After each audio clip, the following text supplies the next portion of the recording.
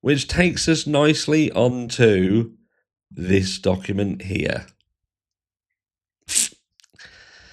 Bryan Kohbergers' phone shows searches for Ted Bundy porn report. But what I don't get, right, what I do not understand is how have they got his phone? How has Dateline managed to get hold of Bryan Kohberger's phone? What is going to be with law enforcement? It's going to be evidence. I don't even think the Gonsalves family have got like Kaylee's computer and all that back, so they can't even have access to that. So how is Dateline getting hold of his phone? Do you know what I mean? I've searched Ted Bundy. I've not killed anyone. I have as well, multiple times. Multiple times.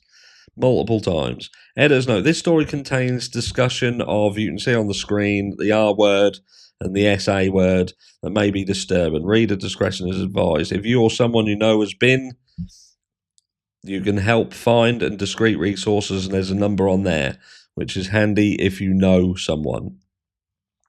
Who's the leak? I'll say SG. I have no idea who the leak is. They're claiming it's his phone. They've got information direct from his phone. So it's bizarre, isn't it? How have they got his phone?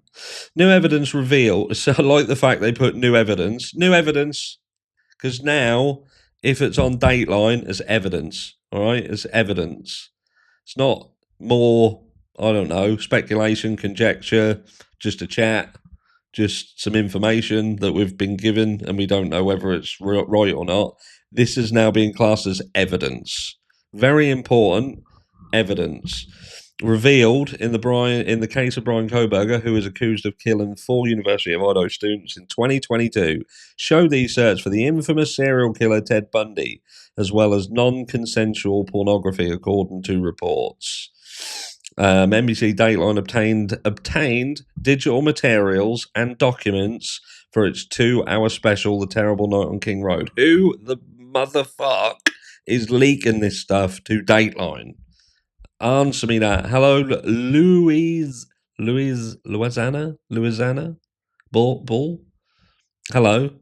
Sorry for absolutely annihilating your name.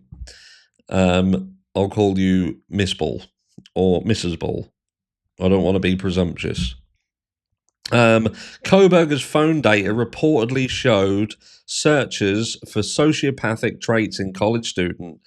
Can psychopaths behave pro-socially? And a search for pornography that included the word sleeping and drugged. That's not good.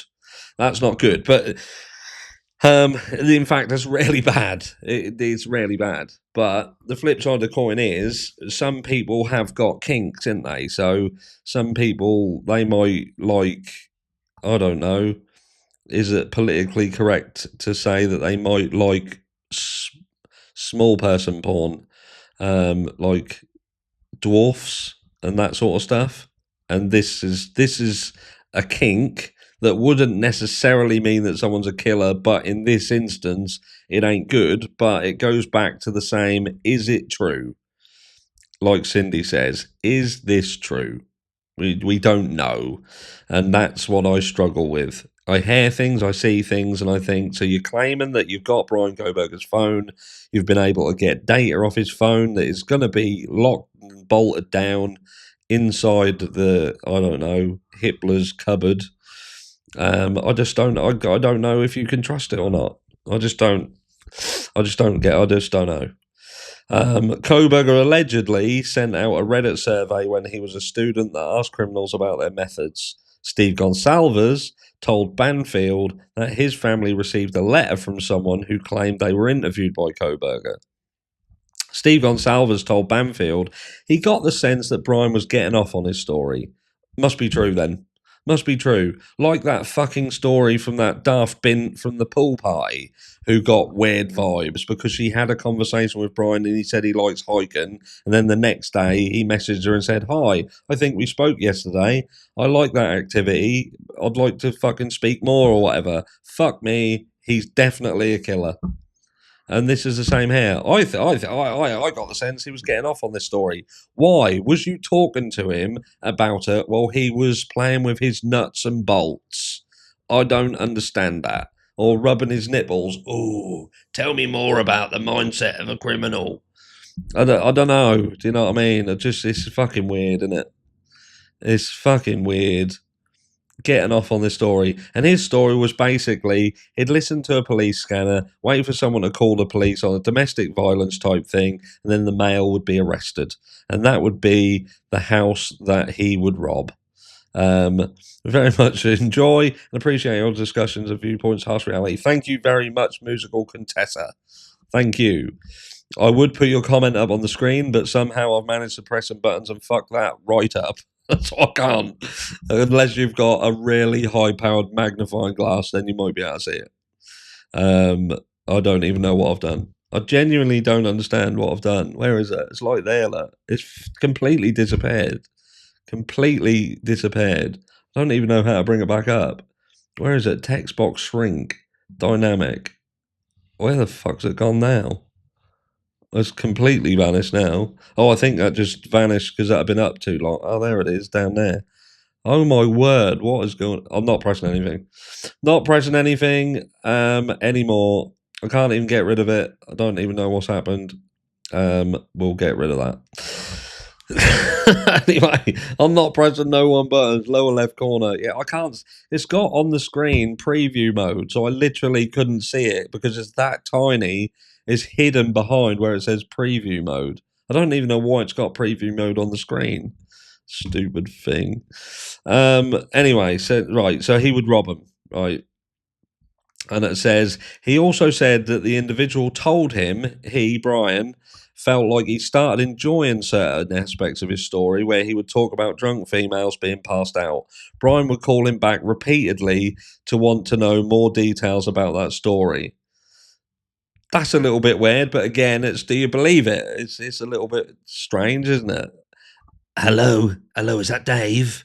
Is that Dave? This is Brian. You know, you was telling me stories about drunk females and they passed out. Tell me about it again, but really slowly.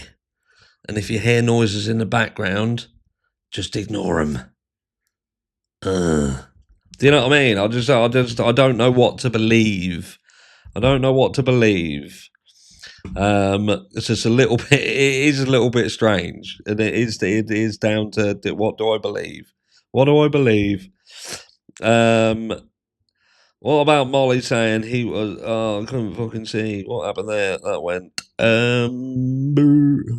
Where's that gone? Oh, I can't even. I went that quick. I didn't see. Is this a live broadcast? Yes, it is. Hi, it's live. His browsing activity also showed a Google search for University of Idaho murders, which I believe was on the 16th. I believe it was on the 16th. I think every person and their dog were Googling this crime around the 16th. Do you know what I mean? I know we all were. So I bet everyone was around the time of this crime. You keep missing it. You ain't missed it, mate. We're here still. As well as search about killer Ted Bundy and one video on YouTube that discussed the victims of the Idaho murders. Oh, if he definitely Googled or went on YouTube and watched a video that discussed the victims of Idaho murders, he is definitely the killer. Definitely the killer. And same with Ted Bundy. They might as well lock him up, shoot him. Get it over and done with. Before his arrest, Kohberger also allegedly searched for more videos of Bundy and for a song by Britney Spears called Criminal. Fucking hell. The only thing that tells you is that he's got horrendous taste in fucking music. Song by Britney Spears called Criminal. Fucking hell. Police also found more selfies on the device, including one of Kohberger allegedly wearing a black hoodie that is edited to fuck. That has got some serious editing. That looks like that's been put through multiple filters, like sexy filters. What's going on with his fucking chin in that hoodie picture?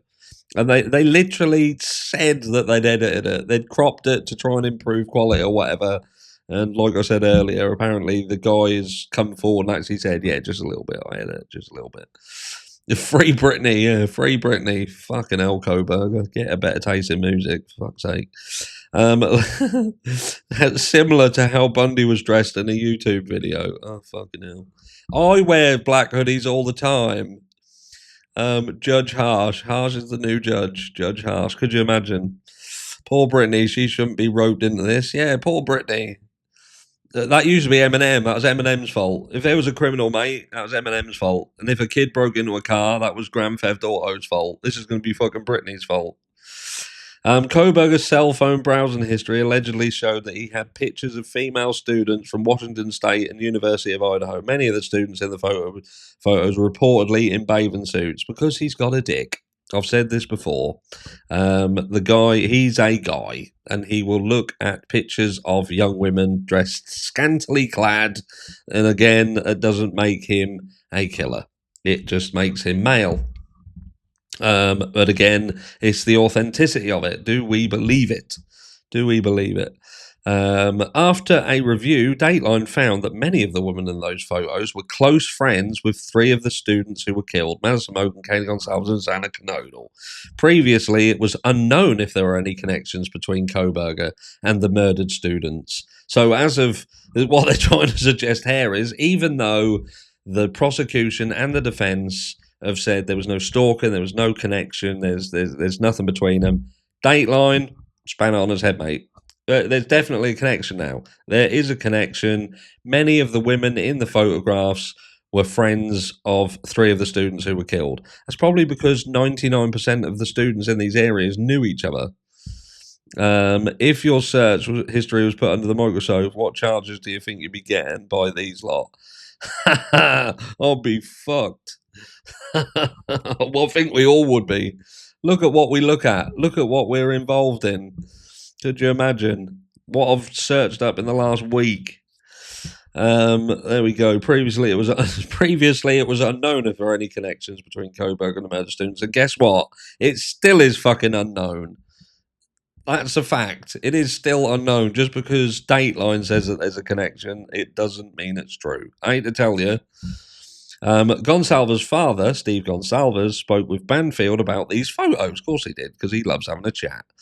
When asked if Kaylee was in any of the photos, he said, I don't know, but I find it very telling that there was other students that were supposed to be in their friend circles that are on that phone. Bryan Kohberger visited Moscow dozens of times. Dateline reported that Kohberger had been invited to a pool party in Moscow, Idaho on July 9. 3 witnesses allegedly met him there. His phone data reportedly showed that he visited Moscow again after dark on the same day. The FBI expert claimed that his phone showed at least 12 trips, which we just went over. Just goes on a bit about former FBI agent Jennifer Coffin Dodger said on News Nation, they're all on there, aren't they? That this evidence, again, evidence, definitely evidence, News Nation, fucking Coffin Dodger, Dateline, evidence, mate, could show that he surveilled them. He was in that area. He was doing, what was he doing out there? He was trying to see patterns. He was trying to see patterns, but never got any closer than 100 feet from the house and could have potentially been the other side of the fucking town. But no, because Dateline have said that he had some pictures of girls who had bathing suits on and they were somehow connected to these. That's the connection. That 6 days before the murders, Kohberger's phone connected to that same cell tower, according to FBI data, with 23 visits over a span of 4 months, all after sunset. Coffin Daffer. Coffin Daffer. I'm not even used to her name. Coffin Daffer. I don't know what's worse, Coffin Dodger or Coffin Daffer. That's some weird name, that is. Said the number of times he allegedly visited Moscow would be very significant for the jury. Not really. He literally lives 9 miles away from, literally down the road. It's the next place over. Cheaper fuel, cheaper food, everything. And there's nothing that would suggest that he ever went to the house. Not at all. Yeah, he was caught on a tower that serviced an area that went within 100 feet of the house. Kohberger's lawyers have claimed in filings that he took drives alone at night, which we know he did because Dateline actually spoke about one such situation where some hikers were hiking in dusk and Bryan Kohberger was out there by himself fucking hiking. So that is a win for the defence in a way, isn't it? Because they've literally shown that Bryan Kohberger was somebody who would go out hiking at night. He would go out walking. He was a night owl. There you go. Took no. Kobo's lawyers have claimed in files that he took drives alone at night, and the data from his cell phone would show that he wasn't near the home the night of the murders. NBC report. That data showed Koberger's phone was reportedly turned off before 3 a.m. on the morning of the killings and connected to a tower south of Moscow close to 5 a.m. So this is the issue again. They're trying to lead us to believe that the absence of evidence is evidence, because everything falls apart if you can't place Bryan Kohberger at the property. If you can't place him there, he weren't there. But they need you to believe that we cannot place him there because his phone was switched off. Switched on all the other times. He went there 23 times, apparently. 23 times, had his phone on. Didn't matter a fuck. He was 23 times. Bosh. Constantly there. And then on this time, turned his phone off. Drove his own car and drove it around the whole fucking estate, getting caught on every single camera known to man. But turned his phone off. Took his phone with him and thought, oh, I brought my phone. I'll take my phone. I'll take it, but I'll turn it off. And then I'll turn it back on after I've done it. Because that makes sense, doesn't it? And they're trying to say that if it was him, that there's no mental impairment. If it is him, he is quite literally fucking mental. Quite literally mental. But anyway, I don't think we need to read any more of that. That's a bit... It just goes on to stuff that we've already covered.